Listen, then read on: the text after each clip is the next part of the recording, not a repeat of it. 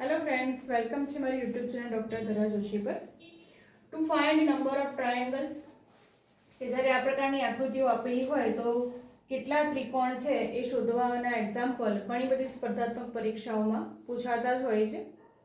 તો જ્યારે આ પ્રકારના ત્રિકોણ આપેલા હોય કે ત્રિકોણની અંદર આવી રીતે ઊભી લીટીઓ દોરેલી હોય ત્યારે ટોટલ કેટલા ત્રિકોણ છે એ કેવી રીતે શોધવા એ આપણે જોઈએ આજે.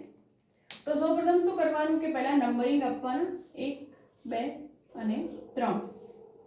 એના પછી વચ્ચે આપણે એનો સરવાળો કરી દેવાનો એટલે કે 1 + 2 + 3 બરાબર 6. તો આમાં ટોટલ 6 ત્રિકોણ સમાવેલા છે. એ જ રીતે આપણે બીજા નંબરનો એક્ઝામ્પલ જોઈએ. તો આમાં પણ આપણે નંબરિંગ કરીશું 1 2 3 અને 4. આમાં પણ આપણે વચ્ચે સરવાળા કરી દેવાના એટલે કે 1 + 2 + 3 + 4 એટલે કે 1 ને 2 3 ને 3 6 અને 4 10. તો આ ત્રિકોણમાં 10 ત્રિકોણ સમાવેલા છે. તો જ્યારે આવી રીતે ઊભી લીટીઓ આપેલી હોય ત્યારે ત્રિકોણ કેવી રીતે શોધવા એ આપણે આ પ્રમાણે શોધીશું.